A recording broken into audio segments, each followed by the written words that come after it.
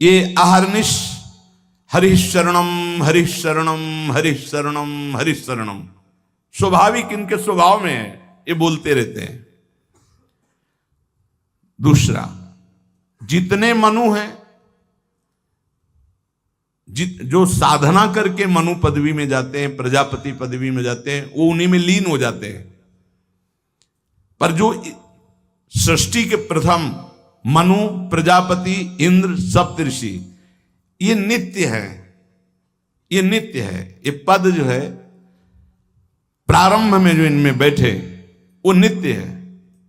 सृष्टि बदलती जाएगी, सप्तऋषि पद, मनु पद, इंद्र पद, ये नित्य है।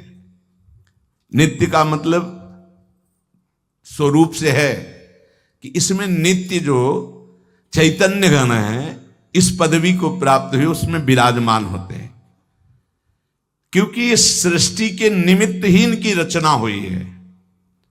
वायु देवता हैं, अग्नि देवता हैं, इनकी आराधना करके कोई वहां देवता बने, वो तो पूर्ण क्षीण होने पर मृत्यु लोक आएगा। लेकिन इस सृष्टि के आदि में रचे गए जितने देवता हैं, ये लय के समय लय हो जाएंगे। लेकिन ऐसा नहीं कि वायु देवता बदल गए, इंद्र देवता बदल गए, अमुक देवता बदल गए, जाकर उन्हीं में लीन हो जाए। हाँ, कभी कोई ऐसी लीला हुई तो इंद्र थोड़ी देर के लिए फिर दूसरा कोई इंद्र बना और फिर वो गति को प्राप्त, वो बात अलग। ये स्थायी देवता है, आदि देवता है।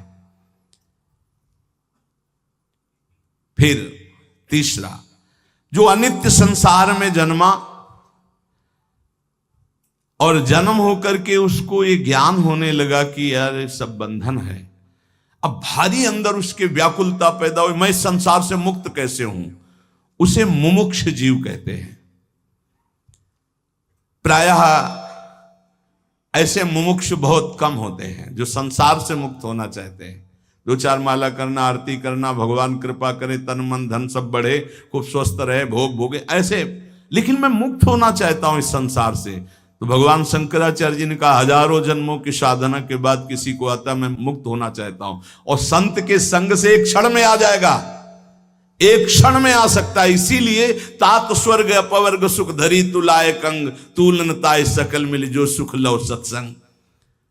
ये मुमुक्षु जन, और जो भोगों में ही केवल सुख है मानकर भोगते रहते हैं, वो जन्मते रहते हैं, मरते रहते हैं, जन्मते रहते हैं, मरते रहते हैं, उनकी एक क्रिया चलती रहती है। बद्ध जीव है। मुक्त जीव, नित्य जीव, मुमुक्षु जीव और बद्ध जीव। बद्ध जीव बहुतायत है, बहुतायत है।